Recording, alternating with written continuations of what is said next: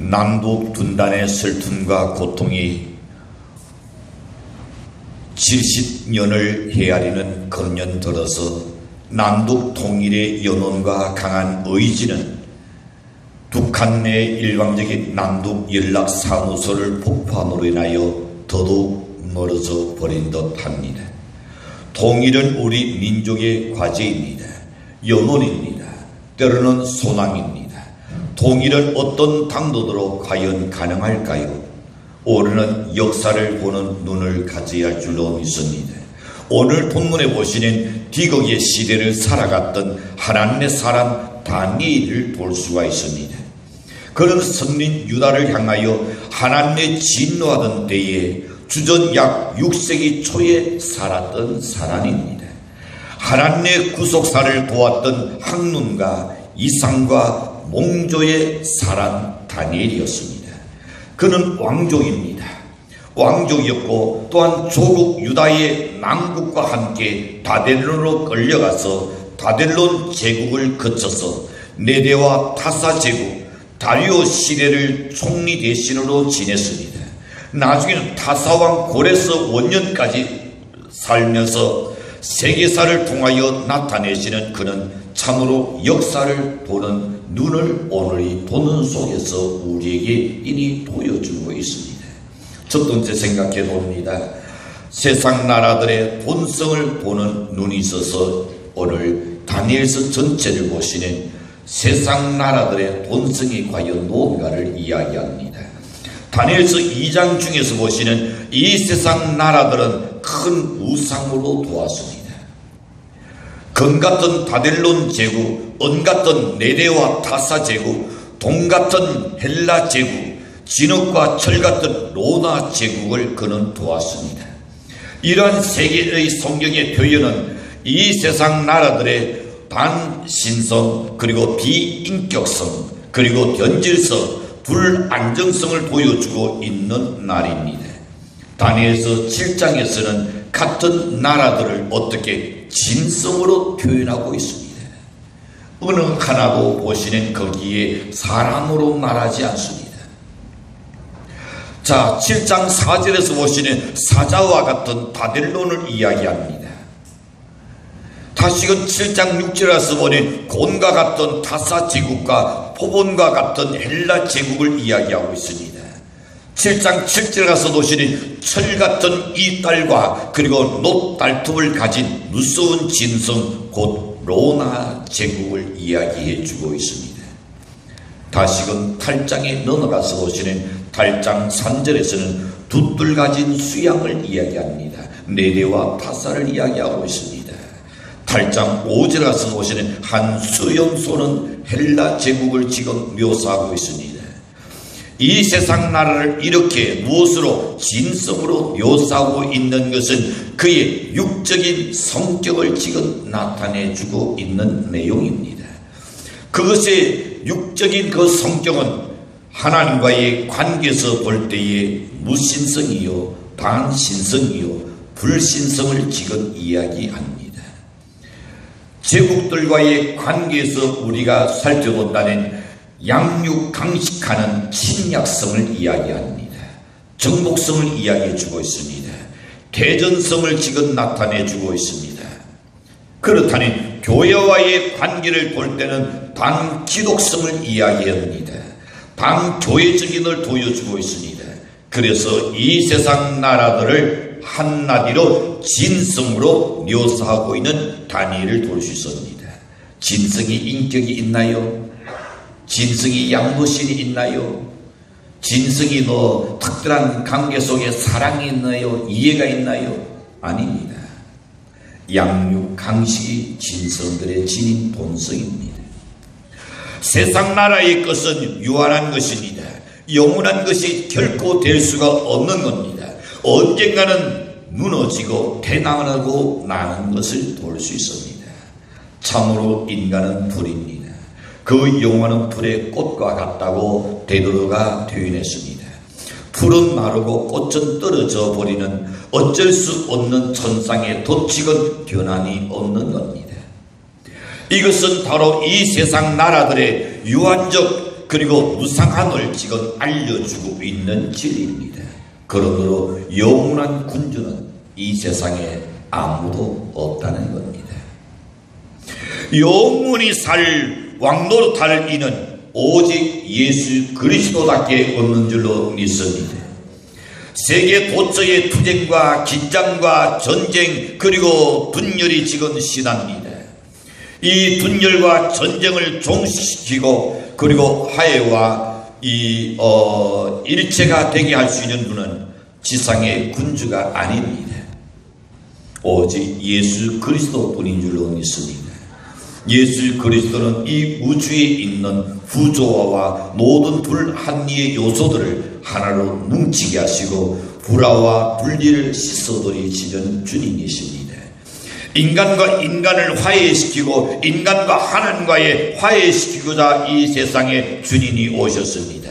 그리고 십자가에 달려 죽으셨습니다.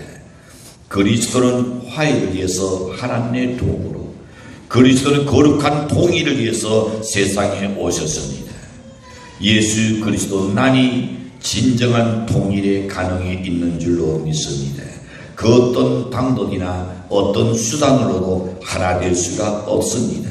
그것은 우리가 그저 희망사항일 뿐입니다. 철과 흙이 진흙이 뭉쳐질 수 없는 것 같이 인간 방법으로는 불가능하다는 것을 이미 성경 속에 내토합니다. 진정한 통일은 무엇으로? 복음이 그들에게 들어가야 할 줄로 믿습니다. 복음이 없는 평화나 어떤 화해나 하나는 결코 있을 수가 없는 것입니다. 공산주의는 결코 민주주의를 받아들이지 않는 것입니다. 그런 거로 여러분, 다니엘은 인간 본성의 악함을 오늘 이 본 속에서 진성으로 표현했었습니다. 두 번째 생각해보는 하나님의 절대 주권을 보는 눈이 있어야 합니다. 하나님의 종 다니엘은 하늘의 하나님이 한 나라를 세우신다는 이 사실을 내다보고 예언했던 겁니다. 그 나라가 어떻게? 다니엘서 2장 44절에 보내 영원히 망하지 아니하고 도리어 이 모든 나라를 쳐서 멸하고 영원히 설 것이라고 말씀합니다. 2장 20절에 가서 보시니 다니엘이 본 하나님은 어떤 하나님이냐? 살아계신 하나님이라고 말씀합니다. 그 하나님은 하늘에 계신 하나님이요, 또한 21절에 가서 보시니 때와 기한을 주장하시는 하나님이시다. 지혜와 지식의 원천이신 하나님이시다. 22절에 가서 보시니 띠쩔 주시는 광명의 하나님이라 했습니다. 2장 23절에서는 언약의 하나님이라고 하였습니다. 그리고 공의와 세상을 심판하시는 하나님인 것을 말씀합니다. 2장 45절에 가서 보시는 바빌론과 네대와 타사 제국 그리고 헬라와 로마 제국을 공의로 심판하시는 주권의 하나님을 다니엘은 보았던 겁니다. 세상 제국들의 멸망은 사람의 손으로 말미암아 이루어지는 것 같으나 그렇지 않습니다. 세상은 하나님의 심판으로 이루어질 겁니다. 그리고 불변의 하나님을 다니엘은 보았던 것입니다. 그것은 이스라엘 향한 당신의 언약이 성취된 사실을 보아서도 우리가 알 수가 있습니다. 이스라엘은 나라를 AD 70년에 잃어버렸습니다. 온 국민이 세계에 다 툴툴이 흩어졌습니다. 근데 하나님께서 분명히 약속했습니다. 다시금 노아의 잇이 ner리는 그때가 가까운 줄 알라. 이스라엘 민족이 다시금 뭉쳐질 것도 주님 말씀하셨습니다. 그래서 1948년도에 이스라엘 민족들은 나라를 6.1 전쟁으로 되찾습니다. 상상할 수 없는 일이지요. 깜짝 놀랄 일이었습니다. 하나님의 놀라운 일하시니 이스라엘 민족을 통하여 나라를 잃어버린 나라를 되찾았던 이 사건들, 이것만 보더라도 하나님의 예언은 반드시 이루어진다는 것 믿으시길 바랍니다. 하나님께서는 시건치 아니하신다고 했습니다. 하나님의 약속의 말씀은 그대로 반드시 우리에게 이루어질 줄로 확신합니다. 불변하신 하나님을 믿는 자는 이 세상 역사가 하나님의 절대 주권 안에서 진행되고 있음을 보는 눈과 미련이 있는 겁니다.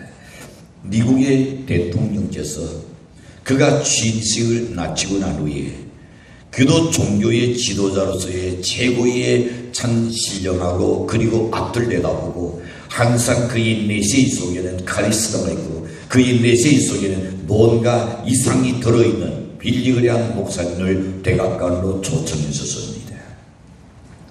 그리고 대통령이 이 빌리그레한 목사님에게 물었습니다. 목사님, 앞으로 이 미국이 어떻게 될 것인지 목사님은 기도를 많이 하시고 그래도 연관이 있지 않습니까? 저는 목사님의 조언을 듣고 싶으니 말씀해 주십시오. 빌리그레한 목사님이 이렇게 말합니다. 각하, 역사는 하나님의 주권이 있습니다. 하나님께서 역사를 주관하시라고 저는 믿습니다. 그걸로 대답이 끝났습니다. 나라가 이렇게 되고 저렇게 될 것이라 그건 전쟁들이 하는 일이지요. 하나님의 주권에 역사가 있는 줄로 믿습니다. 하나님께서 절대적인 주권 아래에 우리 민족이 있어야 할 줄로 믿습니다. 우상에게 우리 민족을 맡겨서는 안 됩니다. 역사를 주관하시고 절대 주권자 되시는 하나님의 주권 안에 있는 줄로 믿으시길 바랍니다. 그래서 이스라엘 백성들이 나라가 도탄에 빠졌을 때에 그들은 어떻게 했습니까? 미스바 성에 다 모였습니다. 그리고 하나님 앞에 엎드려 기도하기 시작했습니다. 자기들의 죄를 자복하고 또 나라 선조들의 죄악을 고백하면서 용서를 하나님께 기렸습니다. 하나님께 그때 블레셋 나라들이 그 순간에 이스라엘 민족을 침략하기 위해서 올라오는데 그들이 혼디백 사나이어 떠납니다. 그리고 도망가는 그들의 뒤를 목을 다 잘라버립니다. 그 이후로 블레셋 나라가 감히 이스라엘을 넘보지 못하고 두려워 벌벌 떨었습니다. 하나님이 그렇게 하셔야 줄로 믿습니다. 다윗이 그의 아들들이 세겜에 가서 세겜에 있는 남자들을 다 죽였습니다. 이제는 젊은이들이 다 죽었으니까 하고 아들들은 큰 소리 칠 줄 몰랐으나 아버지는 뭐라고 이야기합니까? 다국적으로 70명밖에 안 되는 우리 가족을 다 몰살할 것이다. 두려웠습니다. 그래서 어디로 갔습니까? 그가 만났던 하나님 대대로 다시 올라갑니다. 대대로 올라갔을 때에 거기서 하나님께 제단을 쌓으며 하나님 앞에 세겜에 머물렀던 것을 회개합니다. 그리고 그가 가지고 있던 드라윈이나 우상들을 다 상수리 나무 밑에 묻어버립니다. 하나님이 그들의 청산하고 청결한 그 영혼을 보시고 어떻게 하셨습니까? 세겜 사람들이 다국적으로 이스라엘 저 야곱의 가족들을 침노하는 것을 두려워서 감히 접근하지 못하게 하셨더라 했습니다. 하나님이 하나님의 주권이 있는 줄로 믿으시길 바랍니다. 하나님이 지키시는 가능한 줄로 믿습니다. 아무리 이국에서 어떤 수작을 부린다 할지라도 하나님께서 만약에 이 안에 그에게 한번 흔들어 버린다면 끝나는 역사인 줄로 믿습니다. 문제는 뭡니까? 그들의 악한이 문제가 아닙니다. 우리 국민들이, 우리 백성들이 어떤 자세로 살아가고 있느냐가 더 중요한 줄로 믿습니다.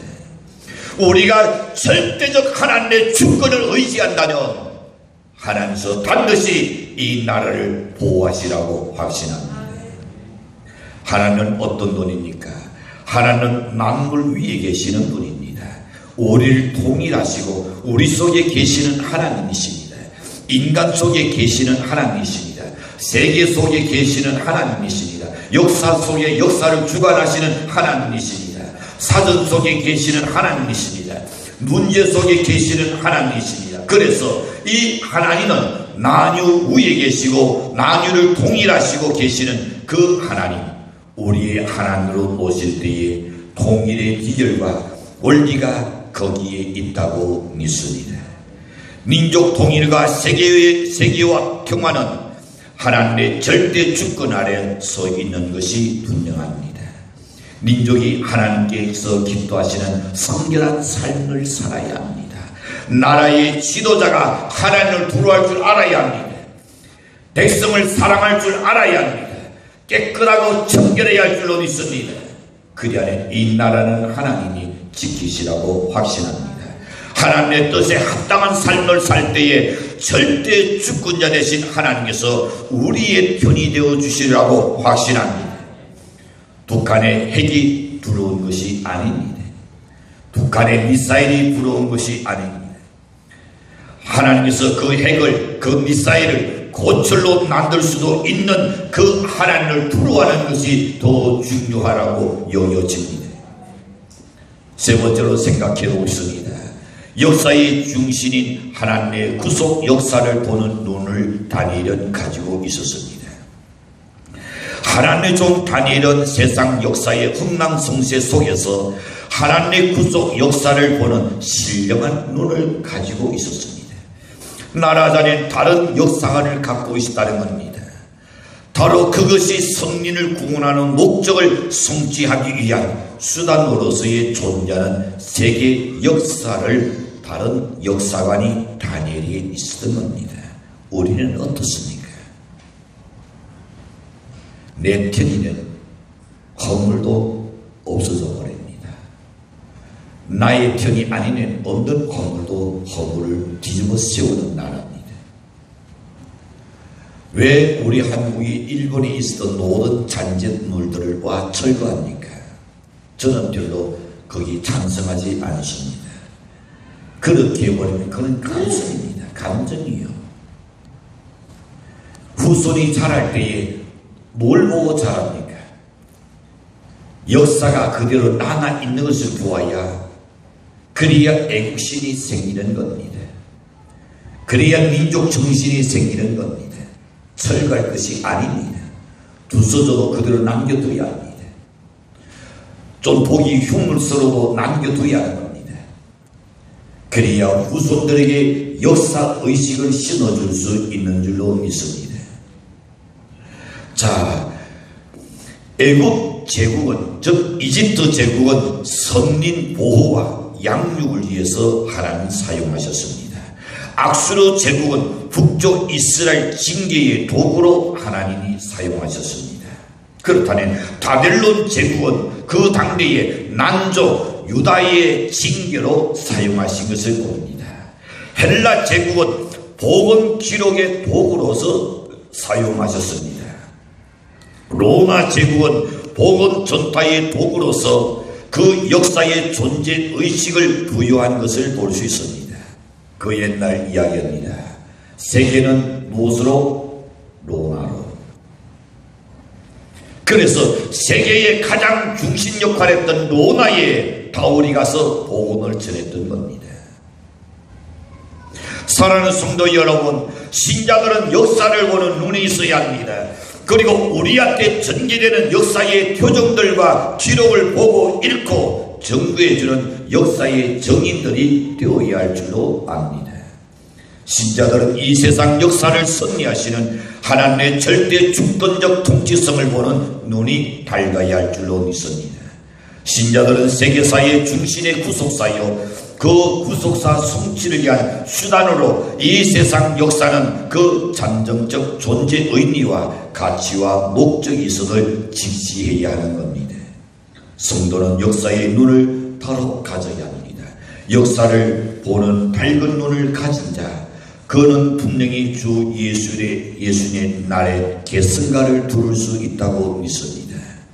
6.25 기념 70주년을 맞이했습니다.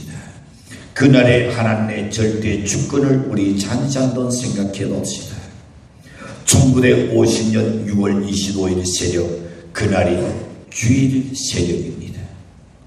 소련제 탱크 500대를 앞세우고 북한은 대한민국을 침략하여 평화롭던 이 땅 위에 동족 상잔의 비극의 사후부터를 만들어 버렸습니다.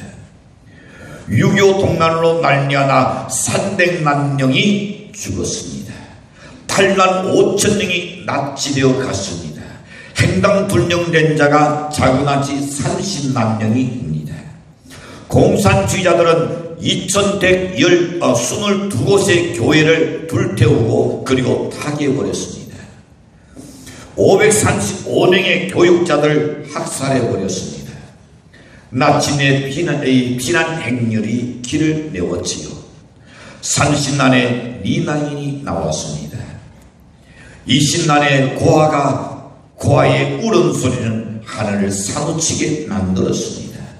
그 중에 병든 자, 죽은 자, 이산가족, 북경에 쓰라린 그 모든 쓰러진 시체들이 길거리에 줄기차게 널려 있었습니다. 금수강산 이 땅은 아주 귀환의 수라장이 되고 말았습니다. 실로 반만년 역사에 재상의 비극이라지 아니할 수 없습니다. 이 비극 중에서도 이 땅에 적과 통일되지 않는 것은 실로 하나님의 은혜였고 축복입니다. 그 사건은 이렇습니다. 유엔의 참전도 하나님의 기적적으로 이루어진 일이지요. 1950년 6월 26일 미국의 트루먼 대통령이 소집한 유엔 안전보장 이사회가 열렸습니다. 유엔군의 한국 참전을 보낼 거냐 유엔에서 보내지 아니할 거냐 결정하는 날입니다. 소련이 거부권을 행사하기 위해서 이제 유엔은 한국에 타결할 수 없다고 소련이 거부권을 하기 위해서 그는 출석합니다. 그날 아침 소련 대표가 누구였냐? 아담 날리크입니다. 아담 날리크가 안전보장 이사회에 참석하게 하여 거부권을 행사하기 위해서 캐디락이라는 그 좋은 차를 타고 뉴욕 거리를 달리고 있는 데였습니다.